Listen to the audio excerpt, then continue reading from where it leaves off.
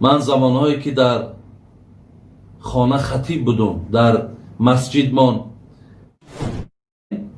یک دانه تابلتکه بوده است، نرخش $50 بوده است.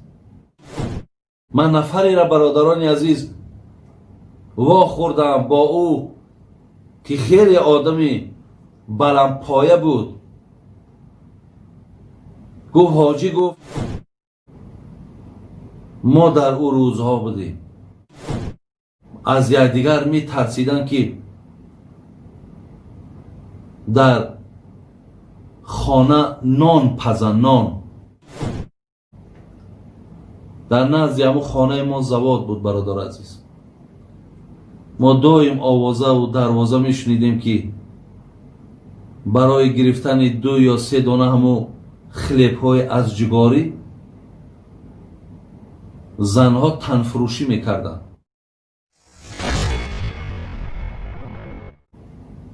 حضرت علی رضی الله عنه را وقتی پرسیدن، حضرت گفتند چی هست که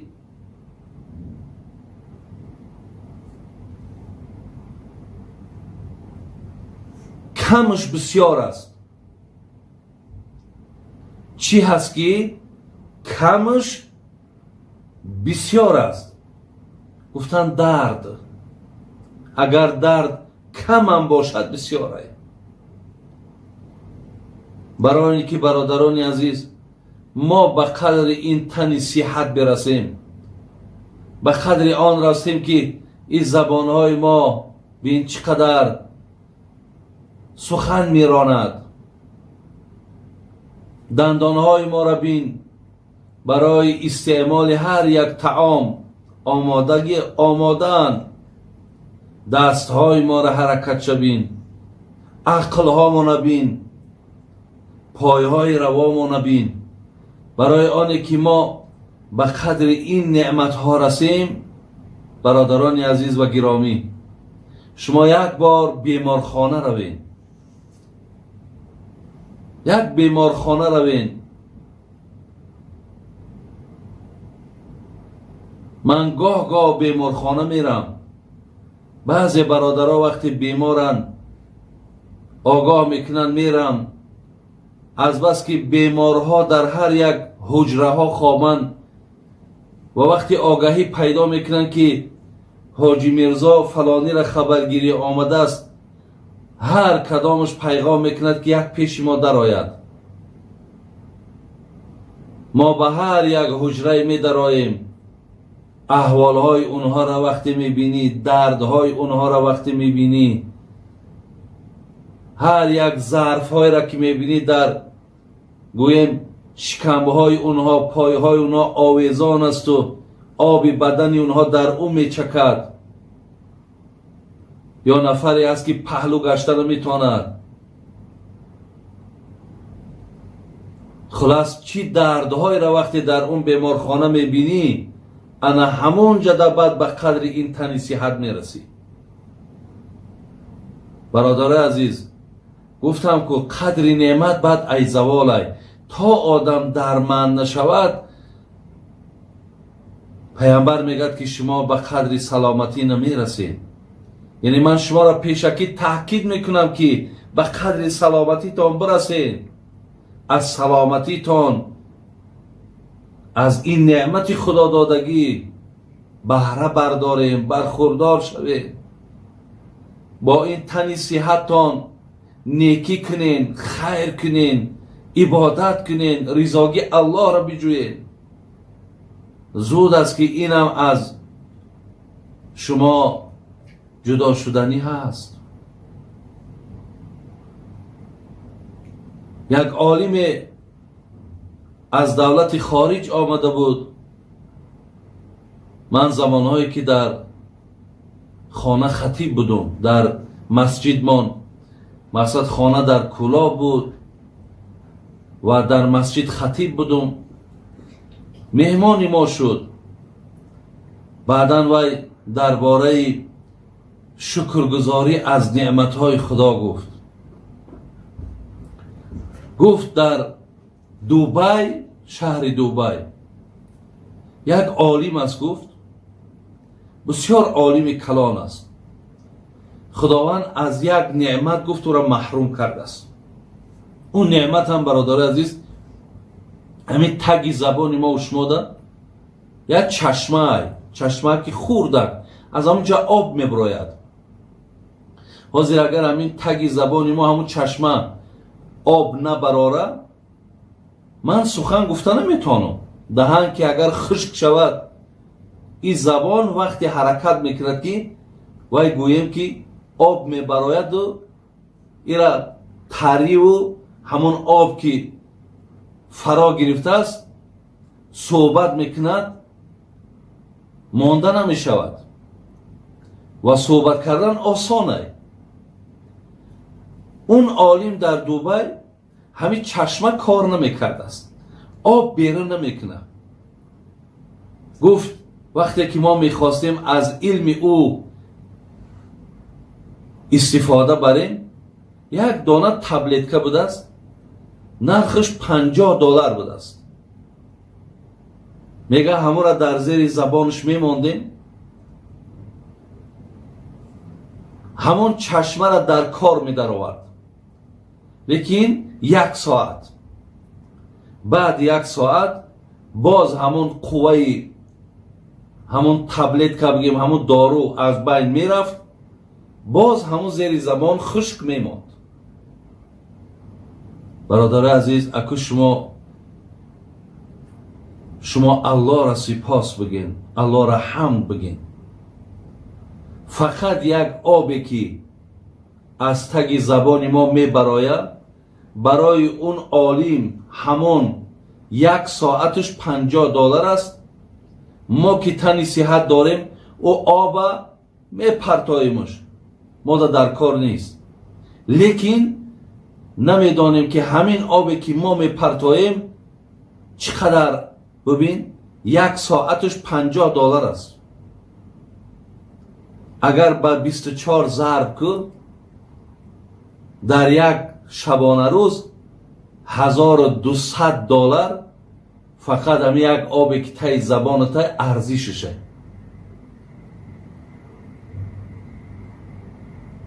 دیدیم برادر عزیز نعمت سلامتی چی نعمتی بزرگی هست. اگر همون درد خدا قدرت دارد که ما را هم بتد، شما را هم بتد. مقصد به قدر سلامتی رسیدن همین است که امروز که این زبانهای شما در گفتن در ذکر کردن هیچ مشکلاتی که ندارد، این لحظه ها را استفاده بره. این گوش ها که امروز میشنوند گوش کنین. ممکن است که کرشیدن، ممکن است که صدا، حتی گوش های را دیدیم برادرها گوش از گوش درد گپ زدن که فقط و فقط در گوش هامان مقصد آواز شمال هیچ چیز دیگر درک نمیکنیم. یکی امروز گوشکای ما اینقدر آرامی است که خداوند همه صداها را گرفته است و هر چیزی که گوش هم که کنیم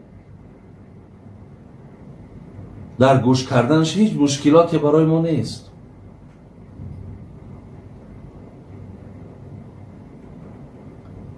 همچنان برادران عزیز اکنون من در این باب میتونم ساعتها با شما صحبت داشته باشم، چرا که در یک حدیث من در یک برنامه حدیث را خواندگی هستم که پیش از آنه که شما 7 مصیبت بر بالاتان بیاید یا 7 مشکلات به بالاتان بیاید شما عمل صالح را زیاد کنید. یکی از اونها انمی بیمار شدن. پیش از آنه که بیمار میشین عملهای صالح را زیاد کنین که در حالت بیماری دیگر افسوس میخورین.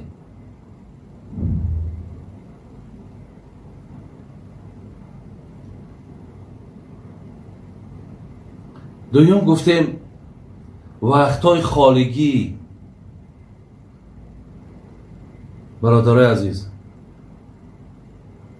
یکی تندرستی، یکی وقتی خالی. ببین آدمی هست که آرزو میکنه که یک ساعت بیاورد، یک ساعت بیاورد، یک ساعت وقت بیاورد که مقصد یا با زن فرزندش نشیند، یا یک ساعت بیاورد یک ورق قرآن خواند، یا یک ساعت بیاد نمازهای قضاش خواند، یا یک ساعت بیاورد ذکر خدا کند، یا یک ساعت بیاورد یک کوچک در مقصد یک هوای تازه بگیرد. ولی همون ساعت از مشغولیت زیاد نمی آورد. برای همین وقتی خالگی هم برادر عزیز پیامبر گفت این هم نعمت های، این هم نعمت های. من نفری را برادران عزیز وا خوردم با او که خیلی آدمی بلند پایه بود. گفت حاجی گفت اگر گویم که وقتی خالگی ندارم همین سخنم دروغ نیست، بسیار مشغولیت دارم، لیکن گفت یک خواهش، یک هوس در دلم دارم، اگه خدای مهربان همو یک روزی را بیارد که مقصد من ایسر امی کارم ایسر امی بارم جدا شوم، حداقل یک روز نمازی با جماعت در اشتراک کنم، برم نماز با جماعت بخوانم. دوست می‌دارم که در نمازی با جماعت باشم، لیکن افسوس که همین فرصت همین وقت نمی آورد.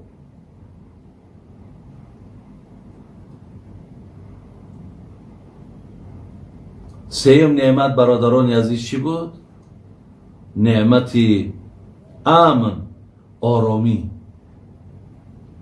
خوش به حال او بندگانی که این سه نعمت داشته باشند: نعمت تن صحت، نعمت وقت خالگی و نعمت امنیت و آرامی. امروز من به همه جوانان،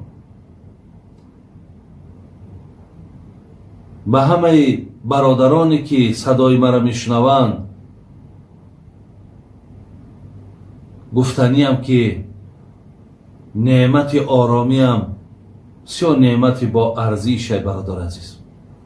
اولا من دعا میکنم که خداوند این همسایه ما افغانستان بینه و هر یک مملکتی که در اون مسلمان های ما و شما زندگی میکنن، مثل دولت شام و مثل دولت عراق و مثل دولت فلسطین و مثل دولت های همون افریقا و که خیلی و خیلی ناراحتن، ناآرامن، مردم در یک حالت خوف، در یک حالت خطر زندگی میکنن. خدای مهربان ملکای اونها را هم امن و آرامی از این نعمت برخوردار گردانه. و من از جانب همه نفرهایی که در این ملک ما زندگی میکنیم خداوند من سپاسگزاری میکنم، شکرگزاری میکنم که تاجیکستان ما سیاید دولت آرام است، یا دولت امن است. شکر خدای مهربان میکنم و دعا میکنم که خداوند این روزهای بسیار مبارک خیر شد از دست ما، از بالای ما مردم نگیرد. زیرا برادران عزیز بسیار از نفرهایی که روزهای سخت دیدن، از آن جمله یکیش منم هستم، که در همون سالهایی که مردم تاجیک ما دو تقسیم بودیم، دو گروه بودیم، با یکدیگر نامها گذاشته بودیم، یکدیگر خونش میریزاندیم، یکدیگرش را مالشون طلا و تاراج میکردیم.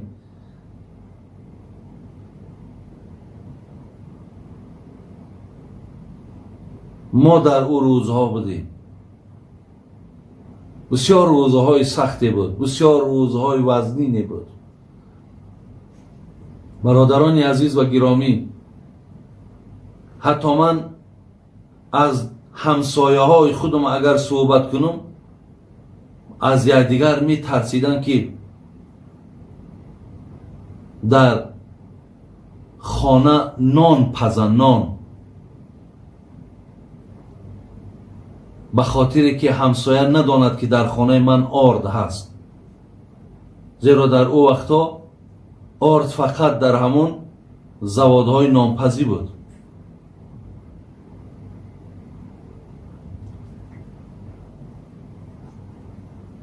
و حتی خلیب بود، خلیپی میدک که خورد بودن، از جگاری بودن. اگر گرماگر میخوردی میتوانستی، خنک میشید و خوردن نمیشید. در نزد همون خانه ما زواد بود برادر عزیز. ما دایم آوازه و دروازه میشنیدیم که برای گرفتن 2 یا 3 دانه همون خلیپ های از جگاری زنها تنفروشی میکردن تا که شکمشونه و شکم فرزنداشونه از نان سیر کنند.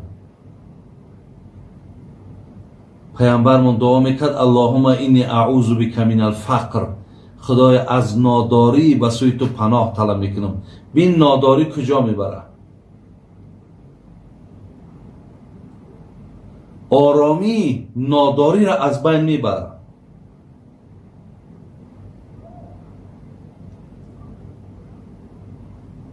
بسیار روزهای سختی بود.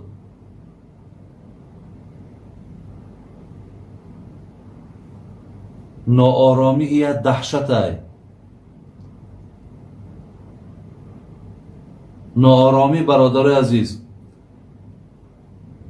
وطن تا ای دست میگیرن، بی وطن میمانی، بی ملک میمانی.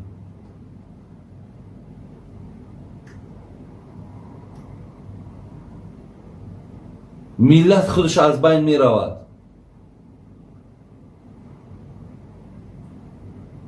از این لحاظ برادران عزیز و گرامی، به قدر این نعمتی که خدای مهربان که امن است، امنیت است، آرامی هست، همه شما را من دعوت میکنم که به قدر این رسیم و الله را دعا کنین. در نمازهاتون دعا کنین، در لب دسترخوان نشستین دعا کنین که خدای همین تینجی و عافیت از بالای ما مردم نگیره. به خدا قسم اگر دسترخوانمون هیچی هم که نداشته باشد این به خیره. اگر دسترخوان همه چیز داشته باشد ولی بیرون آرام نباشد، اگر بی امنیتی باشد، ما از یگان همین نوش نعمت خورده هم نمیتونیم بخوریم. من برادر عزیز مزه هم را نمیفهمیم، لذتی هم را نمیفهمیم، به خاطر که عصب هامان آرام نیست.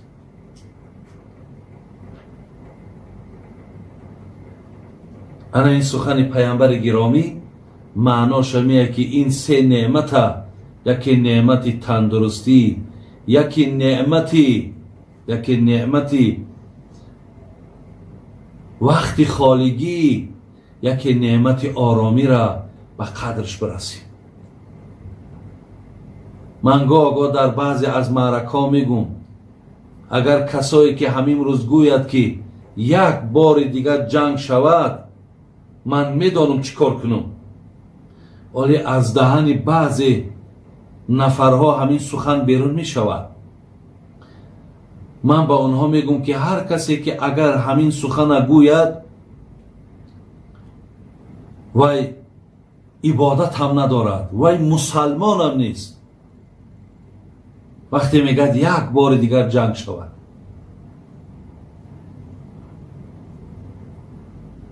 برادرای عزیز و گرامی، بسیاری جوانای ما که ممکن ولی نمیدانند جنگ چی است، ناآرامی چی است، شاید در نظرشون بسیار کاری عادی تابد، ولی همین جنگی که در سوریه شید، در شام شید، احوال هم مردم دیدین، حاضر هم ببینین.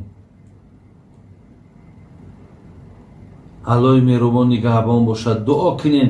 ҳеҷ вақт ҳар касе ки агар барои нооромӣ, барои беамниятӣ, барои халалдор кардани ин неъмати амн, тинҷӣ вақте даҳан мезанад, вақте ҳарф мезанад, агар шумо мусалмони комил бошен, онҳоро бародари азиз тавҳин кунед, онҳоро таҳқир кунед. агар фаҳмондан қати агар мефаҳмидагӣ бошад фаҳмонед. ва яке аз дуоҳои мо бояд ана ҳамин бошад. худои меҳрубон, манам дуо мекунам аллоҳи меҳрубон аз ин се неъмате ки пайғамбари нозанин забон заданд, гуфтанд яке тани сиҳат, яке вақти холигӣ, яке оромӣ. аллоҳи меҳрубон ҷамии мардуми мусалмони рӯи олама, алалхусус ин тоҷикистони моро аз ин неъматҳо бархурдор гардону. худои меҳрубон ба қадри ин неъматҳо расиданда моро тавфиқ битеву ва аз ин тани сиҳатмон, аз ин вақти холигимон, аз ин оромии кишвармон худоё истифода бурданша ҳам тавфиқша бар мо насиб гардон. ربنا فاغفر لنا ذنوبنا وكفر عنا سيئاتنا وتوفنا مع الأبرار آمين يا رب العالمين.